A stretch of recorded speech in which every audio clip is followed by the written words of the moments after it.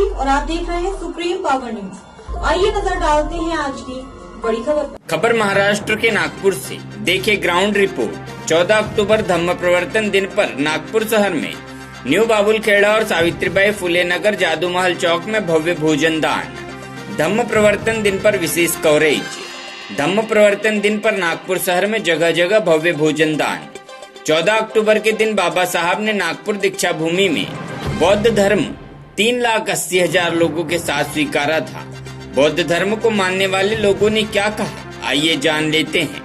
Supreme power news के सहायक संपादक दुर्गा प्रसाद बर्वे की ग्राउंड रिपोर्ट देखे सुप्रीम पावर न्यूज पर। एरिया आता है बालाजी नगर का जो एरिया है, जहाँ पर धम्म चक्र परिवर्तन दिन निमित्त भव्य भोजन दान का कार्यक्रम रखा गया। हमारे साथ में कुछ साथी है, हम उनसे पूछना चाहेंगे।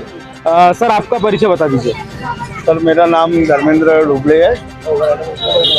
सावित्रीबाई फुले नगर है, ये जादूमल रोड है, मानेवाड़ा रोड। मानेवाड़ा। बाबा साहब के बारे में आप क्या जानते हैं?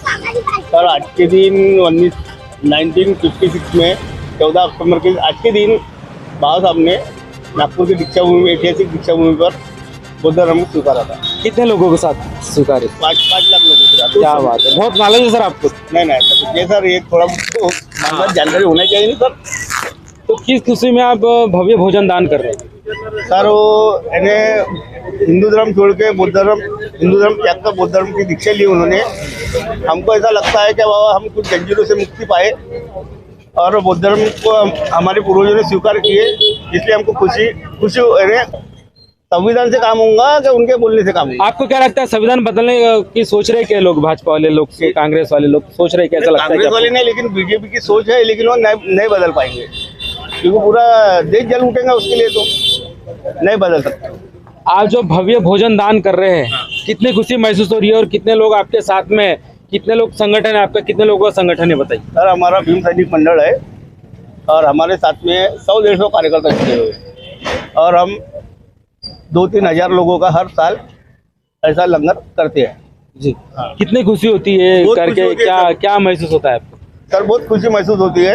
ऐसा लगता है कि चलो यानी इस खुशी में अपन किसी को एक टाइम का भोजन दे रहे हैं, इस वजह से सबको खुशी होती है। सब कार्यकर्ताओं का इन्वॉल्व होता है, बहुत मैंने तन मन धन से काम करते सर। आप बताइए सर, आप कहाँ से खड़े हुए, कौन से लेवल से खड़े हुए आप इस जगह पर पहुँचे?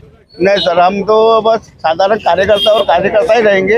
हाथ मजूरी है, सब हाथ मजूर कार्यकर्ता है, सब अपने छोटे मोटे पैसे से अंदर से खुशी। आपको आप भोजन दान भी चल रहा है आज, क्या बताएंगे?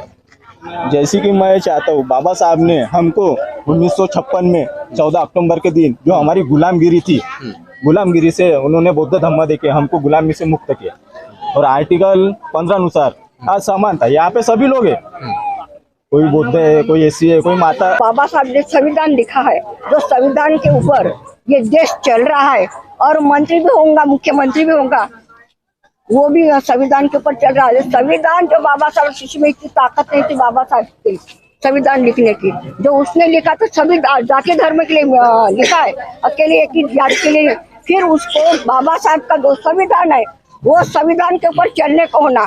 जो भी मंत्री बना है, मोदी बना है या संतरी बना या कोई भी पार्टी का आदमी रहो, कोई भी पार्टी का रहो, जब बाबा ने संविधान लिखा इसलिए वो चेयर के ऊपर बैठे, नहीं तो उसको कोई चेयर नहीं थी, उसको कोई अधिकार नहीं था। तो बाबा साहब के जो बराबरी करते हैं और बाबा साहब को जो हम लोग मानते हैं, सभी मानते हैं, पूरा देश मानता है। फिर जिसके दिल में नहीं है तो वो मानता।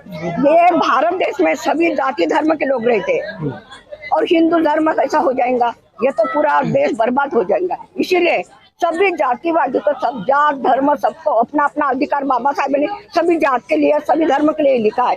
ये सबसे ज्यादा जो लिखा है वो महिलाओं के लिए लिखा है और महिलाओं के लिए सबने अपना अपना अधिकार के तो चलना चाहिए। कोई जातिवाद नहीं, जातिवाद अगर करेंगे तो देश बर्बाद हो जाएगा। और जो भी बोलते हैं कि हम हिंदू बनाएंगे, ये बना, कुछ नहीं बनते, क्योंकि सबको मालूम, अभी जो पब्लिक है ये अपने देश की पब्लिक को सबको मालूम है। अभी बुद्धू नहीं है कि जो बोलेंगे ये करो वो करो तो करेंगे। तो अभी जनता ही बहुत होशियार है और जनता की बराबरी जो जनता करेंगी वही करेंगे। मैं कोई राष्ट्र या कोई इसको नहीं मानती मंत्री को, जो हमारा ये। और दूसरी एक बात है, हमारे जो बच्चे अभी युवा भीम ज्योति युवा पीढ़ी अभी जो सामने आए, मैं सबसे पहले उनका अभिमान करती हूँ, अभिनंदन करती हूँ कि इतने अच्छे कार्य कर रहे और काम कर रहे। सबसे मेरे को वही खुशी है। धम्म परिवर्तन चक्र दिवस मना रहे हैं। हमारे साथ कुछ बाबुल खेड़ा के लोग हैं। सर, हाँ, न्यू बाबुल खेड़ा। मैं यही का रहने वाला हूँ जी, तो ये आप पर्व कितने दिनों से मना रहे हैं? अभी कम से कम तब ये पहला साल है जी, क्या बोलना चाहेंगे इस पर्व के बारे में? बाबा साहब के बारे में क्या बताना बाबा चाहेंगे? हम दम्मा लिया था। आज के दिन 14 अक्टूबर है। उस दिन दसरा भी आता था, लेकिन अभी ये साल बहुत बढ़िया मना रहा। का दिन अलग आया है और दसरा अलग आया है। दसरे के दिन ही बाबा साहब ने दीक्षा लिया। जी, कितने लोगों के साथ दीक्षा लिए थे? एक कोटी। आप बताइए, बाबा साहब ने कितने लोगों के साथ दीक्षा भूमि में दीक्षा ली थी? 1 कोटी 5 लाख। आप धम्म चक्र परिवर्तन दिन मना रहे हैं, आपको पता नहीं है। आप क्या बोलना चाहेंगे सर? आप कहाँ के रहने वाले? मैं यही का हूँ, प्रॉपर नागपुर का ही, न्यू बाबुल खेड़ा में ही रहता हूँ। बाबा साहब के बारे में आप क्या जानते हैं? वो एक ऐसे लीडर थे कि जिन्होंने सबके लिए किया है, पर लोग जातिवाद को लेके जो अभी चल रहा है वो थोड़ा सा दुखदायक लगता है मुझे। क्या लग रहा है आपको, अभी जातिवाद खत्म हुआ है या जातिवाद चालू है? अभी और बढ़ गया है, बढ़ गया? अभी और ज्यादा बढ़ गया है। किस मुद्दे को लेकर बोल रहे हो कि जातिवाद बढ़ गया है?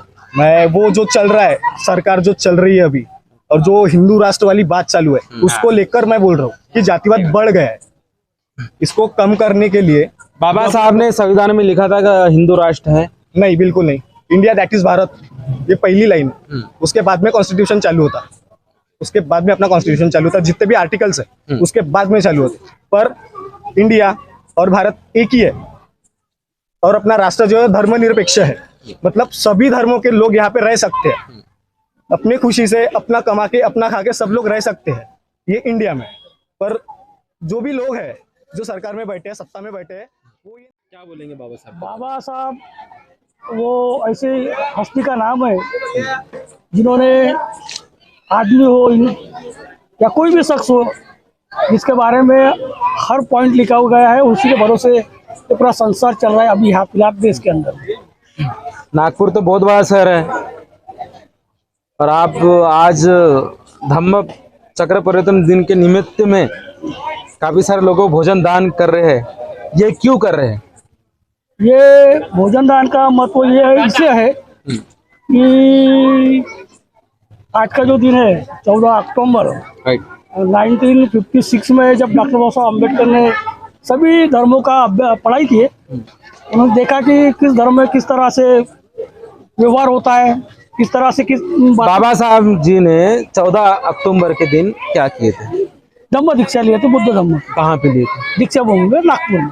कितने लोगों के साथ लिए थे? 5 लाख लोगों को। जी, तो दीक्षा लेने के बाद उनकी जो मन में जो बात थी, वो क्या बात थी? बाबा साहब का दीक्षा लेने के पीछे बहुत बड़ा रीजन था, बहुत बड़ा कारण था कि जो दबा कुचला समाज जो है, एक वैज्ञानिक विचारों के ऊपर में, सत्य के विचारों पे आधारित धर्मों के ऊपर में चलते रहे। इसीलिए बुद्ध धम्म यहाँ लेने का वो कारण था।